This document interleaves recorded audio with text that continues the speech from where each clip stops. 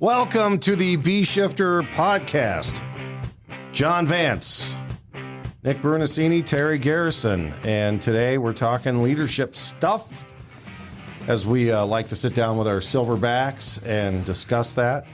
Speaking of silverbacks. Sit down with our silverback. Well, you guys are the silverbacks, right? Silverhead. I have no hair on my back. We were watching an old video in class today, and it had Terry in it with a lot of hair. I'm going to pop this picture up here for our YouTube videos. Do not do that. So people can see, but this will be the video that nice. Our viewers see right now. I think that's a 1990s haircut right there. That barber seemed really happy when I left. You were like Kid and Play. You know, you were going pretty high on that one. I got Angel Flight pants on it with my uniform right there. I love the lighting. It's like a halo effect. I don't know where that came. You know what? That was you. You did that. That was a PFN deal back then. You were doing that. Well, that could have been anybody. It may have been Mummert. Oh, yeah. It could have been I mean, it could have been any of us. So, yeah, take credit. We were shift commanders then, right? Yes. Yes, and then I wasn't involved in the creation of any of it. That was 2004. Post 2004. Yeah, I was in a trance on the B shift. Man, I must have had my last 20 years. Those have been some hard years. Tell you what, you've had a few fire chief jobs. A lot of miles there. I think the fire chief jobs put the miles on. Hey, before we get started, September 30th through October 3rd, we are going to be in Cincinnati, Ohio at the Sharonville Convention Center for the 2025 Blue Card Hazard Zone Conference. You can go to bshifter.com and sign up for that and get more information. We have 5 pre-conference workshops, including safety workshop. We are going to be doing a Mayday workshop, strategic decision-making workshop, expanded command operations, and we are going to do a CERT lab there as well. So for folks who want to get the message from the lead instructors, pure blue card, that's an opportunity to do that, and then hang out for another 2 days as we'll be doing the general conference on October 2nd and 3rd. You guys will be there doing the Silverback class once again, right? Yeah. Yeah. Okay. So, come on out to Cincinnati, and we'd love to see you there. Get signed up and go to bshifter.com to do all of that. That's a great venue. Oh, yeah, it is. That whole setup is really nice. Yeah, it's very convenient and friendly and inexpensive too. So you that's don't have to go outside for 4 days. Yeah, we can just learn we got to cross the street to go to the brewery once on Thursday for our happy hour, for our social times. You know how people, when they walk towards that, they walk a little bit different when they're leaving and coming back across the street again. That's when their IAP went to an IPA. Yeah. Well, today we are going to talk more about leadership issues. And one of the things I was curious about is accountability and improvement. How do we get accountability out of people? How do we make improvement incrementally and drive that improvement? And you talk about the performance improvement model. It's kind of like the continuous improvement model. So let's get into that and talk about how we can drive change and improvement within the organization while also holding people accountable. Well, I said it before, is that back when I was a firefighter, a fire captain, a battalion chief, deputy chief, we would always hear Bruno talk about process. And he used the heck out of the word process. I mean, there was a point in my career where I was like, why does he keep saying process? Because I actually didn't understand how important process was. And he would always refer to use the process. And that's what we're talking about here is you have a process for improvement. So it doesn't matter what you call it, whether you call it the accountability model, the continuous improvement model, like we are with the AAR program, or you call it the performance management model, which is what Bruno originally called it before we bastardized it a little bit. But it's interesting. But if you go back to that whole accountability, accountability always seems to have a negative connotation to it.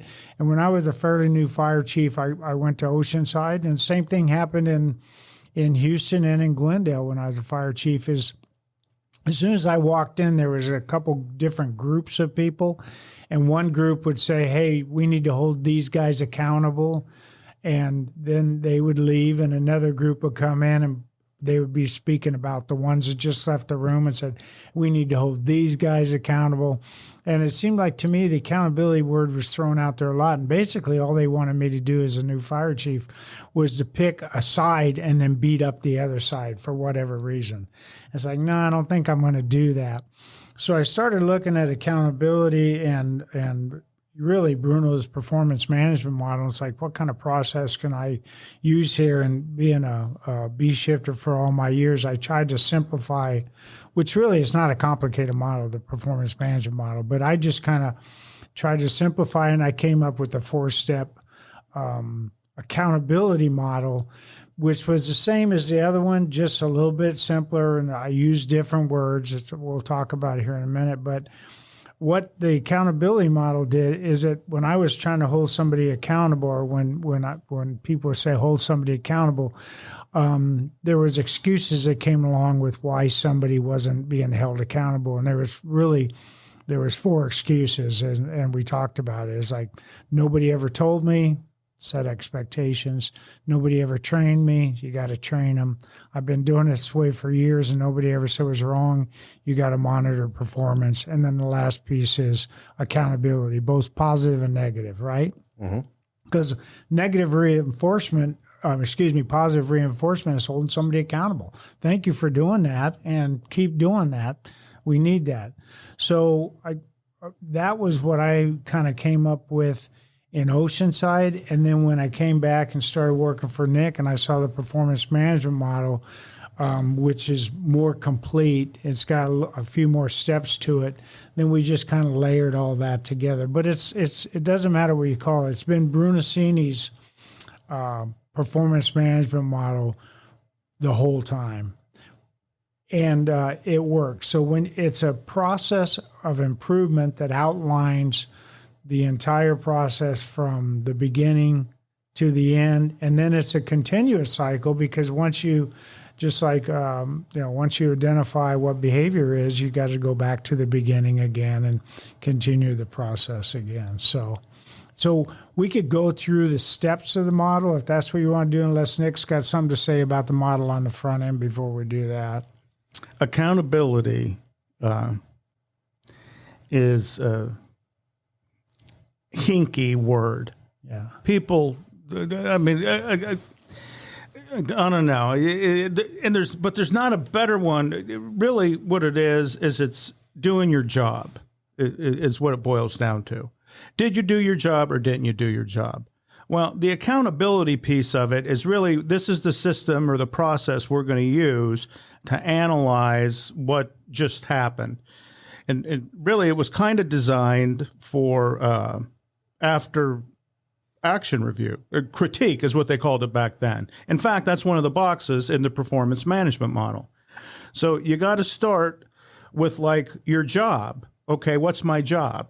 Well, you're going to describe your job in the form of an SOP, because we use the SOPs as kind of the catalog for all of this. And then this SOP is, we're going to have to distill this down, because this is the way we're going to train you in your job. So like for a young firefighter, it's like doing task level work. So like establishing a water supply, this is how you take a hydrant. We got an SOP for that. Well, when you're going through the academy, the accountability piece is just the recruit training officers teaching young candidates how to take a fire hydrant, how to hook up a water supply to a fire hydrant. Well, that becomes the deal. And they do that a number of times. And then they figure out, okay, this is what this is. This is the purpose of doing this. This takes water. This puts water to the fire truck so we could put the water on the fire. So it's really that simple. So, but when people say accountability, they think, oh, I'm going to need a lawyer. Or I'm going to go to jail because you're going to hold me accountable for something. Or what you're going to do is I didn't do it, but you're going to hold me accountable. I'm going to be the fall guy for this thing. It's like, okay, somebody's going to get the credit. Who's going to take the fall? Who's going to be accountable for this thing? So I wouldn't let the word accountability. In fact, if you got a better word that'll work, please send it to us and we will replace it in a minute. Because Well, the old man was dealing with. He didn't even put it in for that reason. No, but he didn't like the word. He was talking about it at the end because there wasn't another one. There's not a synonym for holding them accountable or. So if you look at that first step, and now we'll start with the model, but the very first step is the establishing the SOPs, identifying what the work is. And Nick and I, if you look at the Silverback leadership, the very first function that we have after introduction is identifying the work. And as we're going through this accountability model, the Silverback leadership, we're starting to talk about, we had a great conversation yesterday about the worker and the work and the workforce and how they have a contract.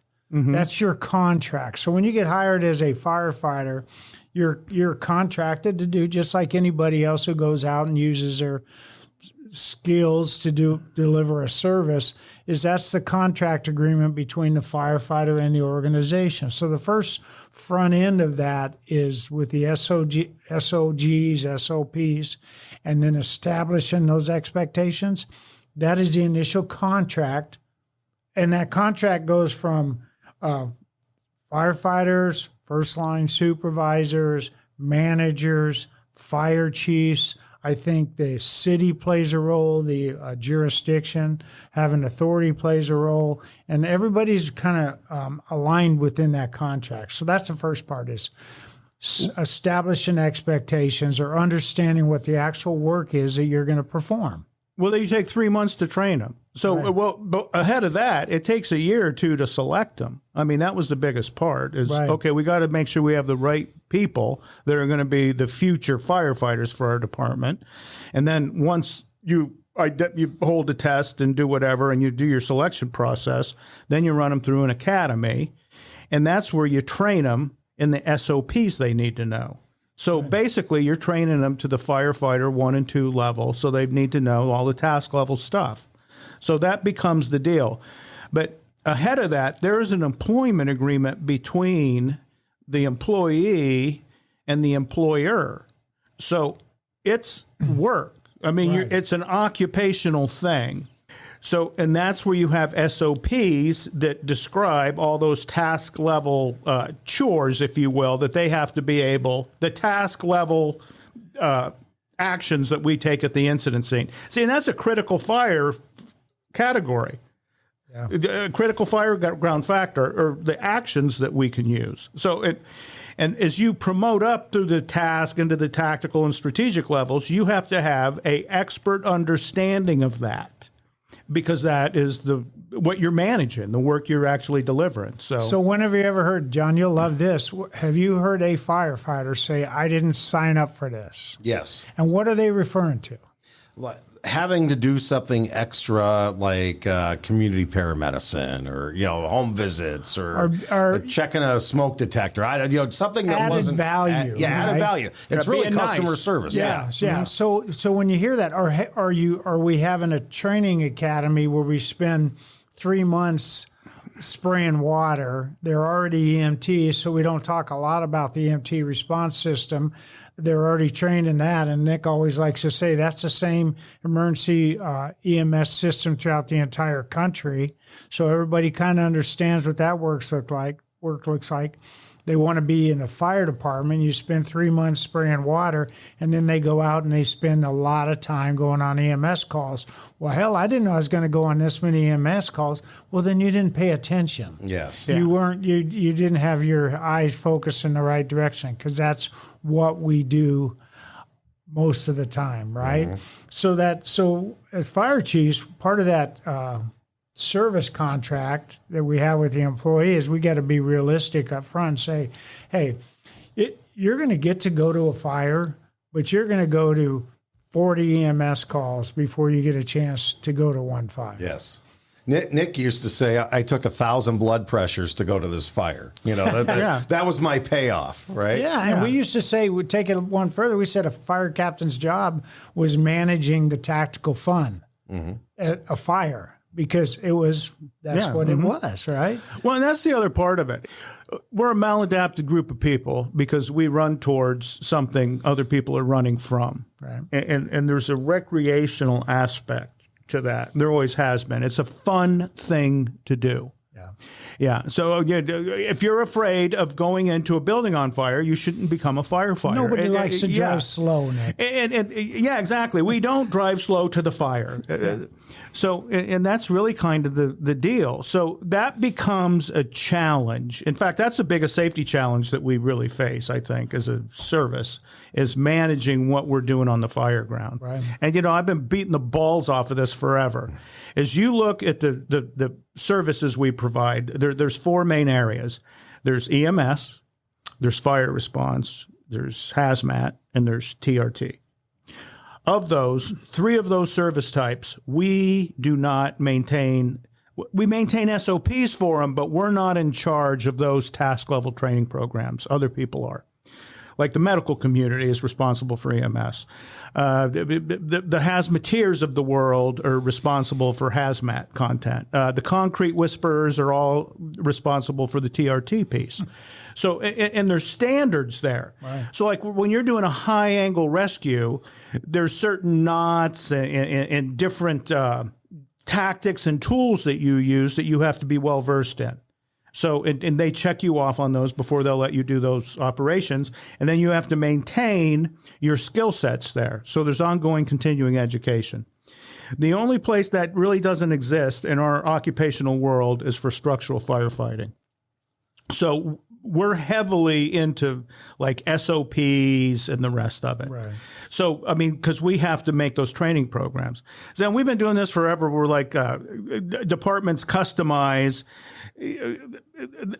They have to take Blue Card and overlay that on their deployment capability. Right. That's kind of what drives what their incident operations are going to look like, especially the tactical and strategic levels of it. So doing that, we say, you go ahead and do that. Well, it's odd because then they get away from the program, like totally. There's no accountability there. It's like, well, no, we do Blue Card. We just do it this way. And you're like, well, you don't stage. Well, yeah, we don't do that because we got to get it to the scene quicker. Well, that's the tenet of Blue Card is you got to, is certain things are built into it. That's the blood pressure of Blue Card. Yeah, exactly. You got to take a blood pressure to establish the front end of that. But, well, no, we don't like that, so we're not going to do it. And you're like, well, do you take blood pressures? Yeah, but we don't want to, but we have to. Well, okay, yeah. And why do you have to? Because it's the right thing to do. Right? Because it's part of the job. Yeah. You can't do medical EMS without. That's just an element of it. So it's like strategic management. That's the biggest thing about safety for Blue Card. So,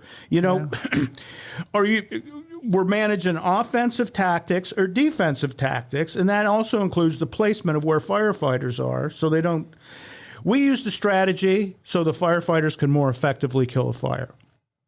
In fact, a pure Blue Card operation is you get fire control in the first 4 or 5 minutes of the incident operation. So all these people say, oh, Blue Card's this and that. They're full of shit. They have no idea what they're talking about.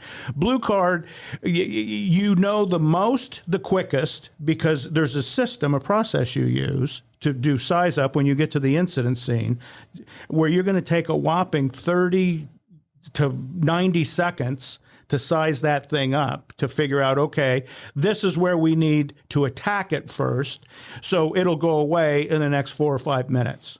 And then everybody else coming in gets assigned to it based on that incident action plan. I just remember the most exciting part of our job, and people would fight over that nozzle so they could put water on that fire.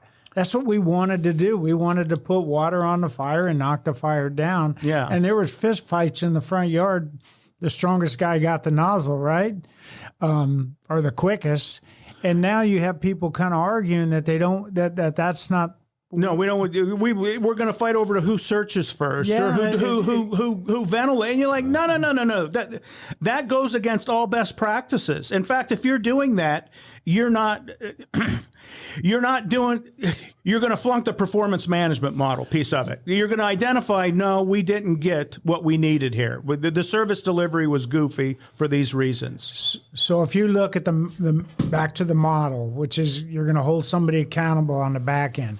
You can't hold somebody accountable on the back end unless you go through that first step of identifying what expectations are, and the best expectations are those that are written down in SOGs or SOPs, right? Well, I just want to make sure. And then you take that and then you train people to that. And what Nick is absolutely saying is if you had to put those 4 areas of work up that firefighters do, 3 of them absolutely have somebody saying, this is how we should do it consistently throughout the country. But when it comes to hazard zone operations on the fire ground, we seem to spin around and fly up each other's arse for whatever reason. Terry, they didn't say should. They said will. There's not should in that. The EMS directors didn't say you should do this. When they're training paramedics, they say you will do this. You're working under our orders. Oh, yeah. Yeah. So there's should gives the option that you have an option. What if it shall? Yeah, shall. It shall, yeah. Yeah. You would be a good attorney because no, shall is different. As a fire chief, you know the difference between shalls and wills and shoulds and maybes and. Well, read an NFPA standard. A lot of it's what's crazy is like they're implementing the system, the performance management model in the mid to late 70s in Phoenix, Arizona. Right. And so they got a big fire, and the system's newer. And so what happened, and if you're watching the silverback things, you see it, is AVB promoted. He became a captain, and he started implementing this kind of process for his crew and station he worked with. And then when he promoted again to battalion chief, he did it for the battalion. And then he says like I said, if you go through the programs, you'll see this. And he says, when I became the operations chief, none of them had a choice. They were all doing it because I ran the whole thing then. So that's how they implemented it. So what they would do is they would do an incident review of a bigger incident, let's say a second or third alarm, the paint store fire. And early in the system, let's say they only had SOPs for level 1 staging and doing an initial radio report and then taking command and managing the strategy. Well, they want to talk about the tactical deployment of companies when they come in, because that's what all of it's about, is what's the best way for me to execute tactics. And they said, no, all we're going to talk about is what we got procedures for. I said, if there's not a procedure, we're not going to talk about it because nobody's been trained in it. So we'll spend the whole first 90% of this thing going over the existing SOPs we have and how well that worked. And then on the back end, we're going to talk about where we need to improve in the future. And that may capture some of the stuff we don't have SOPs for, and we'll start crafting those. And so everybody understood, okay, we're like in the first 15 minutes of this 2-hour movie, so we got to write more. And it's not that it sped up the SOP production anymore, but people understood the value of it then, of saying, no, we got to write it down so we can train other people to it. About the same era, he's talking about somebody in FDNY wrote a ladder manual for about the same time, mid to late 70s. And he said that individual they had to hide because the ladder companies were coming for him because you told the world our secrets. And you don't get to do that. This is our culture and we invented this and a lot of us had to give skin for it. And now you just shared it with everybody. So that's rather cultish and self-defeating, that attitude, because, that's really, and if you're watching Silverback, as the old man says, hey, man, the more you give away and make them do, the more power comes back to you is what happens. So trying to keep it secret, that's not, you can't use it. It's no good then. So, it's interesting because establishing those expectations, and people would come visit us when they would come to symposiums, and it's like, are you guys really doing all that stuff that we're hearing about with we didn't call it added value then. Are you guys really doing all that be nice stuff? Mm-hmm. And they would come and they go, Chief, you really are. And we've told stories about some of those things here. But what it was is Bruno created that added value as an expectation. And then when you lay out that as an expectation, and then there was even some training, we're into the second step of the model. But when you establish those expectations, you don't have to have an SOP for all the ways to add value. All you have to do is say, on the expectations is added value is not only encouraged, but I expect it as a fire chief. I expect added value, and then that's what he saw. That's what he got, and then that was reinforced through positive reinforcement. Sorry, and that sets the culture up. And when people would come here, they're like, "Well, how did you guys get to this?" The culture is set up based on the expectations. And then you train towards those expectations. And that's what we had. We had a fire chief that knew early on. And it's almost, we talked about the kindness conspiracy. It wasn't always obvious. The way he would present it, it's like, oh, okay, that's what we're doing. We're going to treat everybody with, you don't have to qualify. And this is part of the training, is when we would talk about how we would present our service. We would say, okay, the patient doesn't have to qualify for your service. They don't have to smell a certain way. They don't have to be sober. They don't have to act a certain way. They don't have to look a certain way. They call us, we go out, we help them, we solve their problem. Now, they're not allowed to hit us, not allowed to strike us, but they shouldn't have to qualify for our service. And that was a setup of that. That's the very best thing about a fire department. And that's really what makes the firefighter's job the greatest occupation that's ever existed, is we truly are the most apolitical organization that exists. Yep. Anywhere, let alone the government, but in private business too, because of what you just said.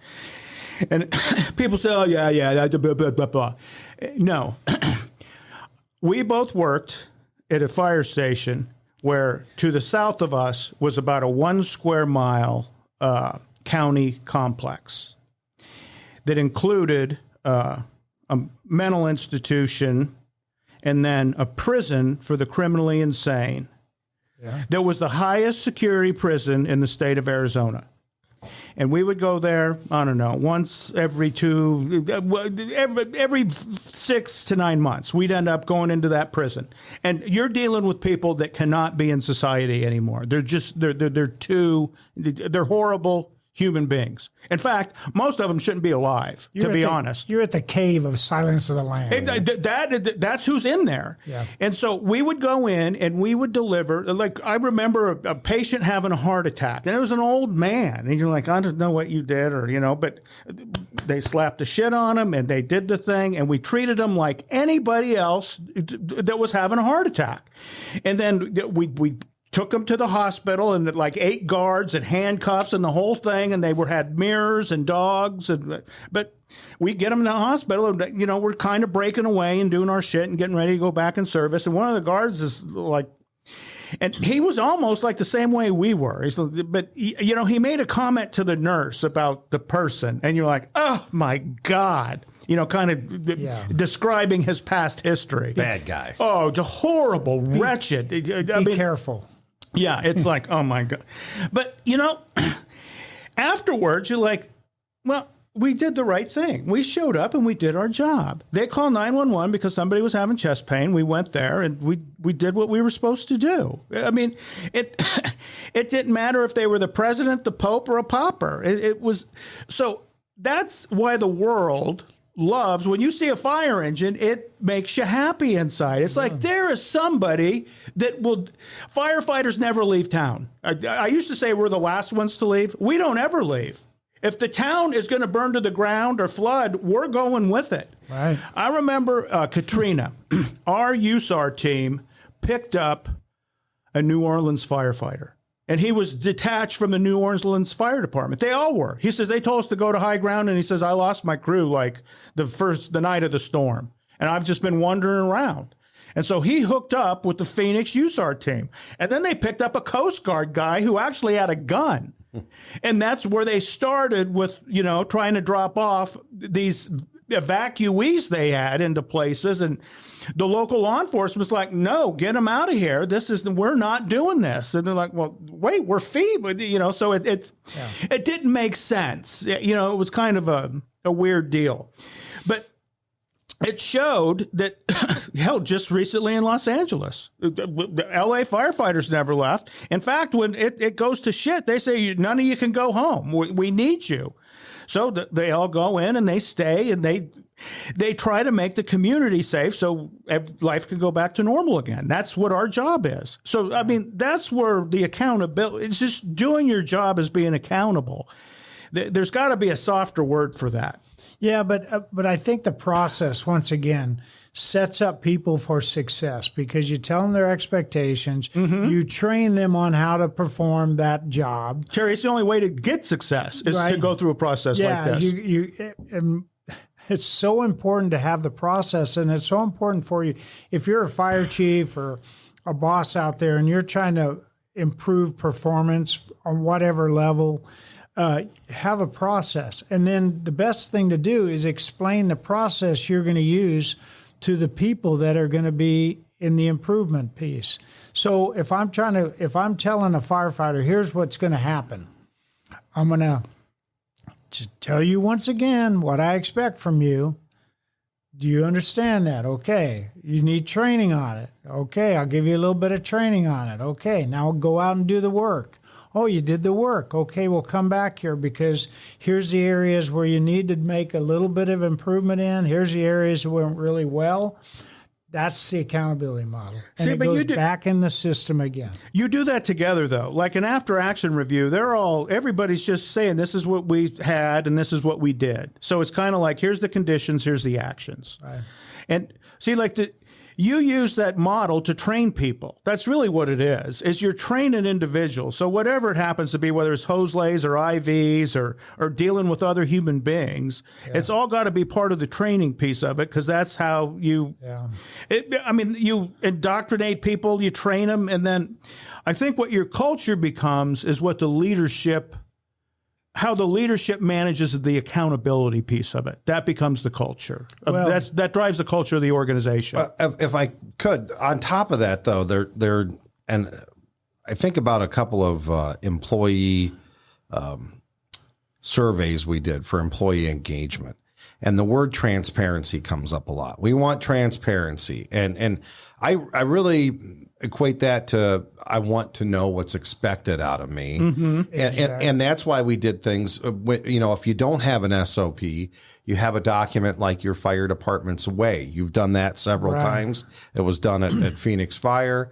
We did it at my old fire department. So it lays out more of the esoteric things like the added value. So people know that's expected out of them. Right. So going into it, so you don't need an SOP necessarily, but it's really good to have written down how the culture of the fire department functions because, even something as broad as survive, be nice, those types of things. So they know it's like, hey, we're supposed to be nice in our jobs. It's expected. So because you will have people that come back to you. And, a lot of times the accountability isn't that hard to hold people accountable for their performance on the fire ground or at an emergency scene. Mm-hmm. It's harder with all the other work that we do to hold them accountable. Well, we were having a conversation about it today is when firefighters get in trouble, it's usually not because they're performing the job in a poor way. It's because they're treating their fellow firefighter or their customer poorly in a way that it's going to, if somebody read that on the newspaper, what that firefighter did either to the customer or to their fellow firefighter, it wouldn't be a pretty day for the fire department. And that's where we get in the biggest trouble. As we go back to that expectations and training also, what I've seen the organizations that have problems with culture and with really creating that cycle all the way through from the beginning to the end is the people that do the training they treat the trainees different. It doesn't match what we're going to tell you. We're going to be nice to each other. We're going to support each other. We're going to do this. We're going to do that. And then they go to the academy and they get treated like shit. And that's not a good match, right? That's like telling somebody, do as I say, not as I do. So the academy, and we've talked about this on our last show, the academy really needs to be connected to operations because the way that people will be treated at the academy is the way those firefighters are going to treat people on the street. It's got to be all aligned up. That's another reason to have a process. So even everybody understands the process. You don't get to play outside the process. The process creates the boundaries. You go through you go through the process so you stay within the boundaries and learn to be effective within the boundaries. But nobody gets to be, and we have people, well, that's just so-and-so. He's been here a long time. He's an asshole. He's always been an asshole. Well, no, we can't allow that. We got every fire department has companies, and everybody knows who they are. Where they go on they make a run. Their first point of business is to be on the scene the least amount of time, to end that call as quickly as they can. Is this a waste of my time being here? Nobody's bleeding to death and the building isn't on fire. So we used to hear that all the time. You're not on fire and you're not bleeding to death. We're leaving. And you're like, well, man, you're kind of a douchebag. So, like, if you called, like, your dishwasher had a problem and you didn't want to take your dishwasher apart and you called a technician to come fix it, and they show up like 2 weeks later to fix it, and it's some simple thing that took them 2 minutes that you could have done. They don't say, you're a stupid son of a bitch. Why'd you even call me? What they do is they give you a bill for $100 and say, thank you very much. Here's a sticker. If you need me again, I'll be right back. Yeah, in fact, I'll be faster because you're a customer now. So we don't do that. Well, we do that, but there are people who work for our organization who don't have that same feeling. That everything, it's like, no, it's a waste of my time. It's just, and it's like, well, you shouldn't be here. If somebody needs to engage you your boss needs to engage you to make that more. But we've all managed them in our careers. You said something about the dishwasher.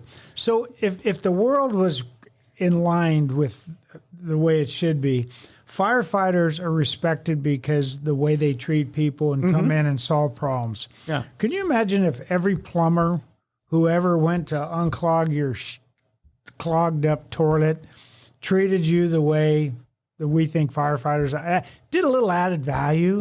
There are people cheering, there goes a plumber. I love those guys, man. I can shit safely in my house knowing that there's another plumber's on the They've job. got my backside 100%. I love those plumbers. Well, and you like your friends and family, they all have people in their lives, professionals, that they feel that way about. Like certain healthcare people, they're just, the greatest nurse ever. And that's what we all aspire to be. That's kind of the accountability piece, is just to be a little bit Before better. I get beat too much up on the plumber comparing it to a firefighter, I realize firefighters put themselves in positions where they get, they can get injured and hurt and die, and we get to do some things that cause us to be kind of heroic. Because I don't use that phrase that much. I don't think we're heroes. I think we get in positions where we have to do some pretty heroic type things. I saw more heroism in my fire department by like senior leaders that did like the esoteric stuff Vance is talking about, not taking attack lines. Yeah, I mean that was a race. You're okay. We're all in here now. We're all so brave. No, we're sick in the head. And we just love this.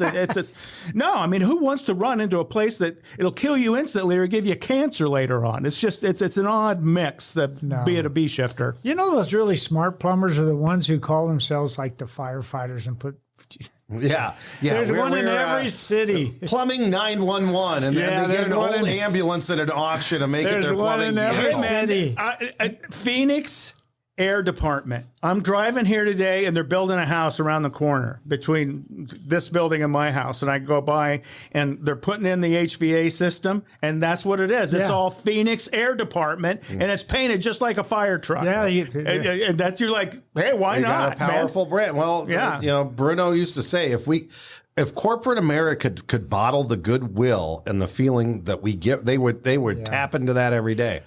The telecommunications industry 30 years ago made a 3-digit phone number for all of us. If you need the fire department and anywhere in America, just push these 3 buttons. I mean, who else gets that? I want to get back to the performance management model, but I just have something else to bounce off you guys on the Is it my job? Is it not my job? So a friend of mine who's an operations chief, very small fire department. They added battalion chiefs. They've only had them for a couple of months. They're not very busy. And the fire marshal asked one of the battalion chiefs, hey, could you go out to this occupancy and help me out by, they need to change the Knox keys out in their box. He said, this is a brand new battalion chief, not my job description. I didn't sign up for that, and I'm not going to do it. Right. You know, he could have added some value to that fire marshal who he might need at 3:00 in the morning for something, but instead gave him the bird, said he wasn't going to do it.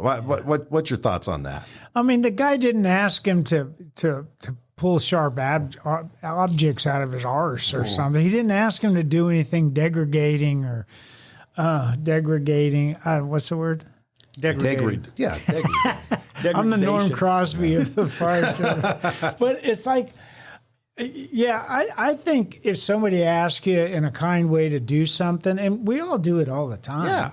And it's something that you have the time to do and it doesn't cause you any problems, help each other out along the way. Apparently he was asking that for a reason. Now, where did that go though? So I'm interested on the backside of that story. So he said that. You got this young battalion chief who says that. So where does that go from there? I don't know exactly what he did with it, but I know that the way, and they kind of, we influenced each other on job descriptions. And the way I always looked at job descriptions is the thickest, most complicated job description really was the firefighter job description. And then they got thinner as you go up in rank because there's a lot of things that you really can't put into that job description. But as the fire chief, I should also be able to perform the functions. If not, I'm not physically doing it, but in the job description as a firefighter, there is something about customer service and just doing good, helping out or whatever it was. Helping each other. So now, there was a city here, a fire department here, who several years ago, their city council didn't think they were busy enough, so they had them start to dig ditches and do cemetery landscaping. That's bullshit. Yeah. That's not within. No. We're not saying that here on this, that we should do everything everybody has But to. having a functional Knox box is going to help your fire company Absolutely. at 2:00 in the morning. Yeah, that would make sense. We were doing a deal, and it was a political ploy within our fire department, and we were going on a lot of calls with PD. Like EMS calls, and PD had to get there first. There was the incidents of violence, right?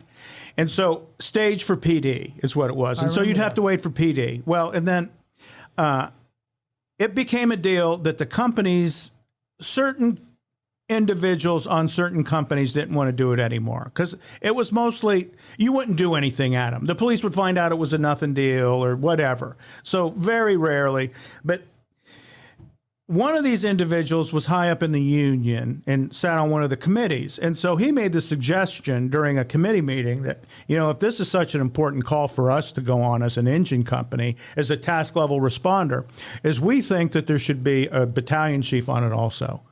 So for whatever reason, because there weren't battalion chiefs in the room when this decision was made, that's what they did.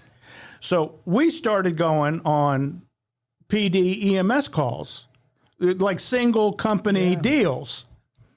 Well, that lasted for about as long as it took for the chiefs to get together to have a meeting to say, no, we're not doing this anymore. Not necessary. Well, it happened to be the union guy, a union vice president said, well, I just wanted you to know what it was like. And you're like, well, you keep rolling. And if you need us, upgrade the thing to a first alarm and we'll be rolling. So otherwise, just do your job and we're going to hold you accountable for it, which is he really didn't want to hear. And you're going to keep, he says, so we're going to keep going on these. Well, yeah, that's the way it works. When the police call for us, we tend to respond. That's the way the bread's buttered. So when you call for the police, we get really upset if they don't come. Mm-hmm. So let's do in kind what we expect them to do. So that's an example. Now, if the Knox box guy, it was just the favor the guy was looking for. Yeah. Will you help me for an hour do this? And it's not like, okay, I want you to do this for the rest. I want you to take this part of my job and do it forever. Job description. Well, change, that's a whole, no, that's not the way that works. We can help one another in the thing, which is, really what, So that's what so really, if I was the BC's boss, I'd call him in and say, you shouldn't be a dick to people, that you're kind of an asshole, Jimmy. Mm-hmm. So, and I think you can say that if you're on a first name basis with people. And I mean, that's really what you want your boss to kind of do, is make you successful. And sometimes that means you have to control yourself in certain ways. And sometimes your boss telling you that is helpful, I guess. So back to this process, we started with an SOP / expected behavior, expected performance. Then we have to train on it. So however that training looks, whether it's looking at the document or out there physically training, then we do the work. Right. And then once we evaluate the work somehow, how do we evaluate what the work is? has to be done, right? Someone has to do the work, and then the evaluation is just monitoring. Somebody, like when a firefighter does something, a fire captain should be watching a firefighter, not micromanaging and all those words that we could use, but just watch somebody and see how they're doing the work. Like even if something is an EMS call, is watching a firefighter, how they treat grandma in the back room. Is he being an asshole, or is he really being nice? Is he being kind? That's it. We watch him on the fire ground whether we're fighting a fire or whatever we're doing, we're watching the firefighter do the work. So the supervisor, everybody has a boss. The supervisor needs to watch the work being done so they can give some feedback, whether it's positive or negative feedback. So back to this monitoring performance. A fire company, it's a team sport, right? And whether the senior firefighter is monitoring the performance of a young firefighter, whether everybody kind of helps everybody out. That's the best way. When everybody's kind of watching everybody else. Now we're talking about it in a formal sense here, but firefighting it really is a team sport. And you've been on, there's been firefighters and young fire captains, and that young firefighter. I remember we had an incident over here on the west side where we had a horse trailer on its side. And we just happened to have I was a fire captain, we just happened to have a firefighter who was a cowboy. The trailer's on his side, the horse is inside it. What the hell are we going to do? I got this, Skip. And he was able to get that horse out off his side and up. The traffic loved that. Right? All the people watching that. But everybody has expertise, and everybody has There's a ton of plumbers that are firemen. Yeah. Heroes. They're back to the plumber. And what they do is they figure out customer service, and that's what they do. They say, no, man, you go in and you're nice. And I can make $200,000 a year fixing leaky faucets, just being nice to older women. Yeah. And he says they call me all the time. They make me lunch. I'll pay them. Yeah, Anyway, I guess that's what I want to make sure that, so when we're talking, there's formal monitoring and supervising, but then there's just helping people out along the way too. I mean, helping each other out. Yeah. Right? Mm-hmm. Okay. Yeah, I don't think the fire prevention guy wanted the BC to do his job. He just wanted some help or company or whatever. I don't know. Just don't be a jerk. But I think they promoted the wrong person into the job. That's what the discussion I had, because it sounds like there were some issues. Well, hopefully, probationary period is a good time to find some of those things out. Maybe you've been. I always say miscast. We casted the wrong person into this role. Peter principle. Yeah, well, you need to bring somebody else in. So then, after we monitor, then we adjust. How do we adjust? What does adjustment look like? That's the holding accountable. That's the true holding accountable, where you say, hey, this is positive, keep doing that. This is negative, don't do that. But here's an example of adjusting. We used to have hose bed covers. Diamond plate, they'd make them at Resource Management, put piano hinges on the sides of the truck, hook these things up, and then they were pressed in a way where they had lips and they met. Ouch. And so what happened is they would catch, they had ridges on them. So as hose is coming off you're laying a supply line, it catches a coupling. So now the coupling is stuck. Well, you got a fire truck that's going 25 miles an hour and you're holding a humid valve. Whoops. Well, if you're in the line of fire and that humid valve hits you, you are dead. So we started in my academy class. They're like, well, no, you've got to change the way you take the plug, because we had that happen like 3 or 4 times. And so this was a little informal deal. And so what ended up happening is we had a safer way. If your line caught up, it just pulled it out of your hands and it couldn't hit you. And then eventually they said, no, you got to take these things off. Take these stupid homemade hose covers off. The Resource was putting them on because they got diamond plate for nothing. And I will put them on every truck. Mm-hmm. And then we can stand on top of the hose bed and, it's more stable. And you're, okay, whatever.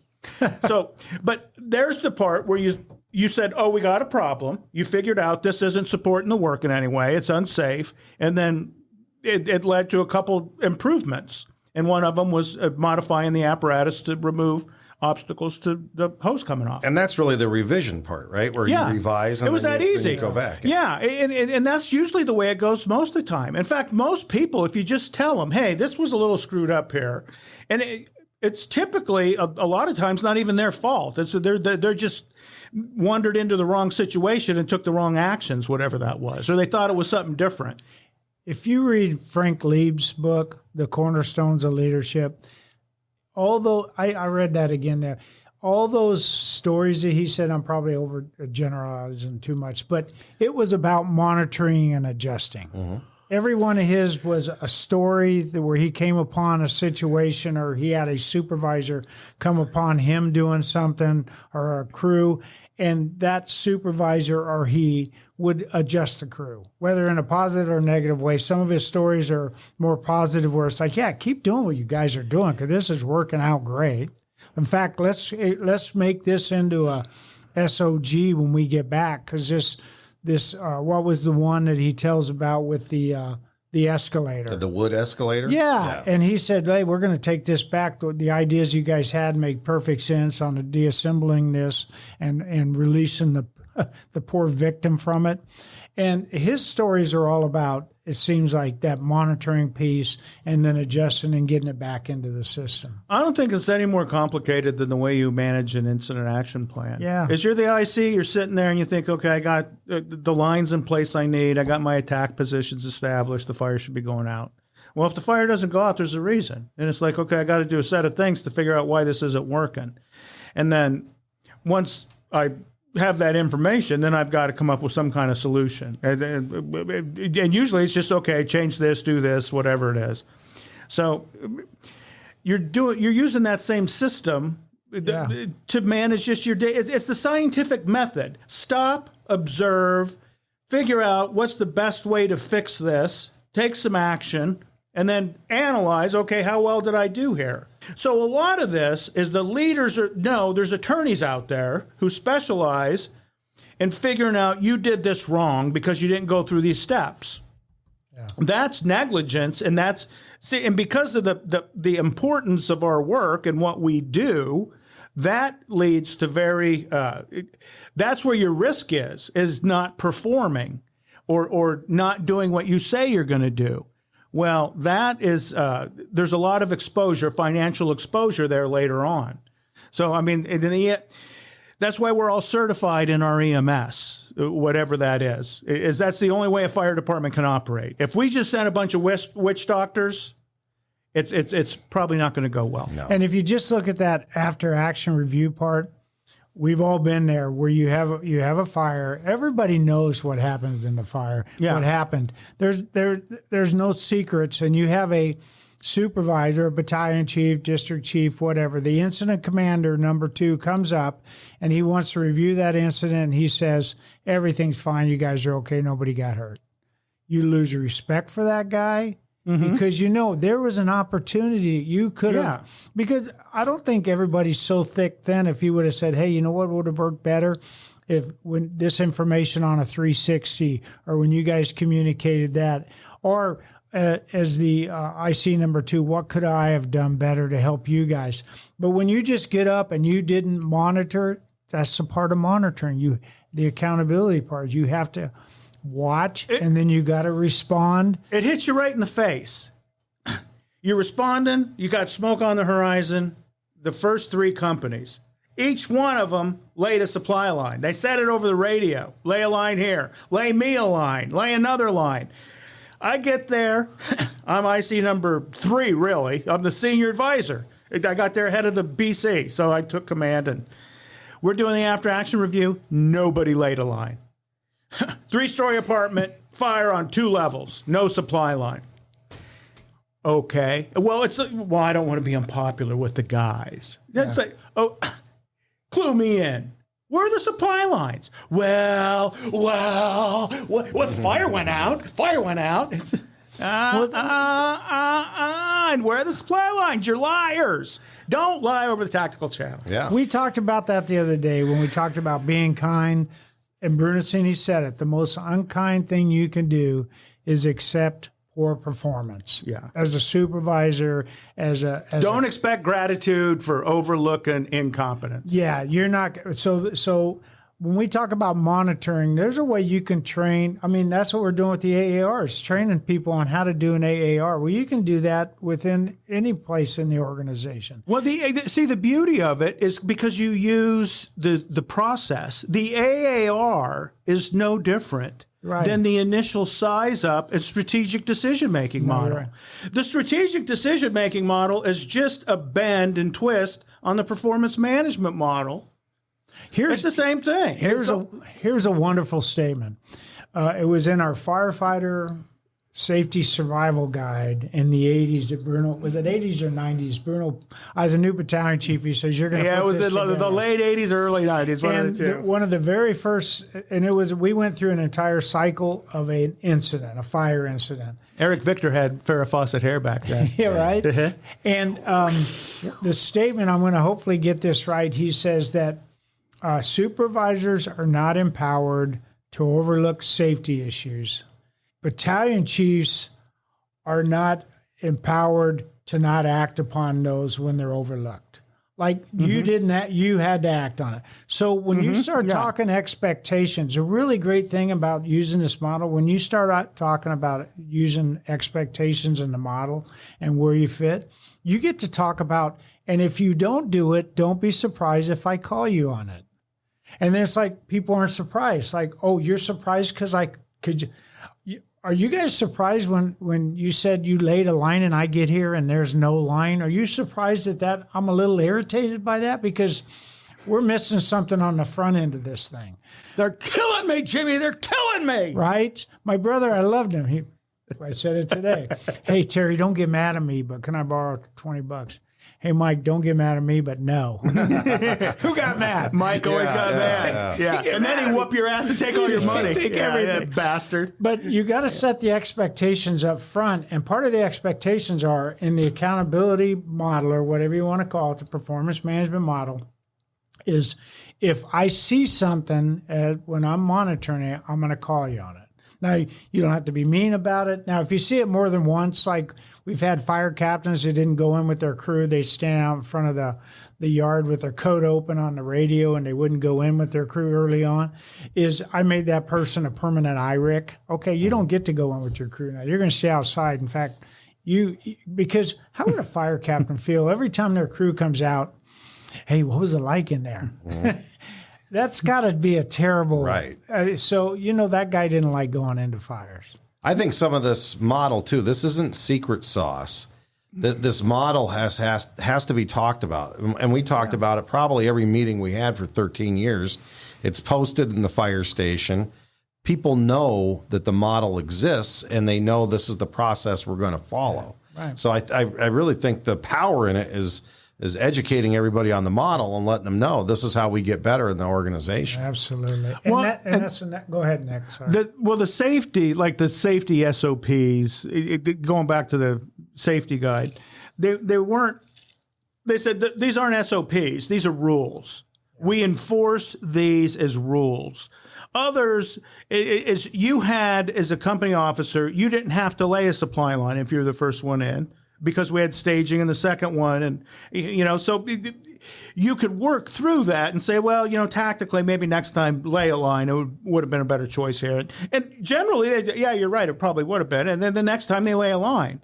But there's other like safety deals that it's like, no, you don't get to run out of air in a building anymore. No, so absolutely. there's certain things that it's just no, stop it right. Yeah. In fact, that becomes emergency traffic over the radio. Yeah. So that becomes you need a radio, you need air, you need a plan, you need all those assignment. things. You can't. You got to stage. You got you got to be part of the system because that's how we protect one another outside of delivering the service even. And what Bruno did is he carried that type of mentality where this is unacceptable in the safety, this is unacceptable with customer service. You don't get to treat people like that. You don't get to do that. I don't care if the game's on and it's Sunday and it's the Super Bowl. You don't get to be mean to people. But taking responsibility for yourself and self-accountability. living in a system where you could do that, man, that was the sweetest. I mean, we talk about it. It's the old guys going off again. They'll piss themselves here in just a minute. But working there was, man, it was groovy at the minimum. Is you could self-actualize and do things that you probably shouldn't do, but because they didn't insult the SOPs or anything else. They just you became a character more than anything else. You were okay. You had freedom to be yourself as long as you would do the work and fit in with that crew and not be mean. It was. That's the reason there were, what'd you say, 5,000 people showing up to take a test for 100 positions, maybe. I mean, it was rock and roll. It was fun to watch. I don't know, fun, but entertaining to watch when you had a crew and somebody from a different crew would work an overtime shift and for whatever reason be mean to somebody. It wasn't quite a code red, but there was a lot of, hey man, we don't treat people like that. In fact, you don't get to eat lunch with us today. It was worse. It was worse the other way. I mean, you could take the love too far, I guess, but it was. You hear this like today. Everybody goes to their own little cell, and they're all on the internet, which fractures us instead of uniting us, and all the rest. Back then, we were all in the main room together, committing the same crimes together. It was you were in. It was a different. There's always a witness. It was, I don't know, there was a stronger magnetic bond. And then, because the culture was positive, if you were abhorrent to that, that's what you became. And so we talk about Captain Grumpy with the ceramic plate. And so it sounds to me like there's a lot of departments where there's more of him and they run it.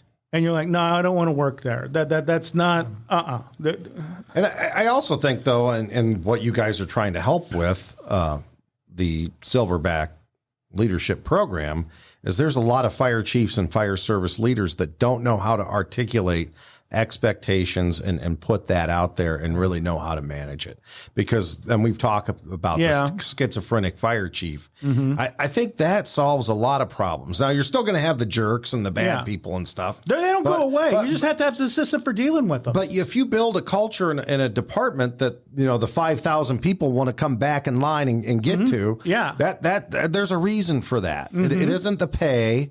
It isn't, everyone pays around the same. People have red trucks. It's the culture that people want to be a part of. And that's what people wanted to be a part of in Phoenix. Vance, there were classes where you'd have a class of 30 people and half of them were firefighters from other cities that had 10 to 5 years on. Mm-hmm. And they said, no, I don't want to work there. I want to come over here where I know what's expected of me and I can fit in to a group that's doing professional development. I'll tell you where this really pays off, because it may not be the fire chief. The fire chief may be the greatest person on the planet trying to establish this kind of positive culture, and the process helps when you got, and I'm going to use the fire ground, the strategic, the tactical, and the task is lined up.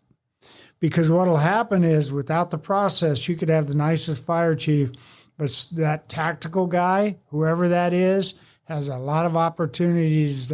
One brick thrower can outperform 1,000 bricklayers. Well, like an errant training officer. Yeah, errant training officer, whoever it is in the system, and the captain supervising the crew. So when you have a process, you talk about the process, you post it, you use it, it lines people up better. You're still going to have problems.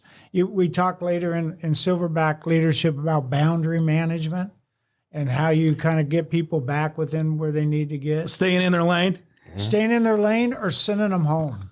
Not every... Deselecting them? We talk about the selection process, and Nick said, how about deselection? Yeah, we've done that. Well, you talk about selection, bringing them in, picking the people that are going to make the best firefighters, because you're hiring them forever. Yeah. I mean, you're hiring somebody for 30 years. Now, life has changed occupationally, and they don't stay as long, but you got a pension on the back end, and there still ain't a lot of pension jobs out there. And the mouth breathers haven't been able to take that away yet. And I think it's odd to watch the cycles of this. See, like in Southern California and Los Angeles right now, if you're a firefighter, you can't buy lunch. You can't do anything. They smother you with love. Until that one firefighter brings his whole family. Yeah, but that's a whole different deal. He can do that right now. Like after 9/11, man, it was off the hook. Yeah. You couldn't spend the money they were given to fire departments. 6 years later, they are going crazy over the pension here. Yeah. 7 years, because the Wall Street cooked the mortgage market to nothing. So it tanked the economy. Firefighters are retiring. Our drop had just matured from 5 years ago. After 9/11, oh no, you need a drop. You've been asking for this for so long. You selfless servants. We're giving this to you. We're going to give it to you. Well, now, God bless Pat can tell me, and you've got all these benefits he stacked up over the 20 odd years that he was our union president. So we went from here to up here. It got to the point that he said at a labor management retreat, we have to put educational requirements to our ranks. He says it's the only way I can justify the pay grades. He says if we don't do it, we're doomed. So then the market melts and it's all every man for himself. Everyone's hair's on fire. What's the first thing they went after? Firefighters' pension. Oh, yeah. And they'll do it again. Oh, in a minute. They'll do it every time. We never leave. We're here until the end. So and what happens is you outlast them. And so it just keeps, and I think as long as we do what we say we're going to do and we deliver the service and we're nice about it, we're it. It's going to take care of itself. Well, that's a good point to put the pin in this conversation for today, but we'll certainly continue it as you guys continue on your work. But before we go, Timeless Tactical. Timeless Tactical Truth from Alan Brunacini. Today, it's the 5 of clubs, and this is a longer one. To a major extent, the command system performs or doesn't perform based on the support and behavior of the ranking officer bosses who operate within that system before, during, and after the incident. We just covered that. I know. That's Isn't that crazy? That's it. We covered everything on that. Yeah. That's what... Well, you said it before, is like the out-of-towners would come in, and these are like executive chiefs from other fire departments, and they're riding along with BCs and the rest, and they're there a day or two, and by the end of it, they're like, you guys really do this. Yeah, we do this. And they said, and so much more. Exactly. You can have a lot of fun if you just do your job. Well, guys, it's been a good one. Thank you very much. Thanks for being here today. And thank you, everyone, for listening. We'll talk to you next time on B Shifter.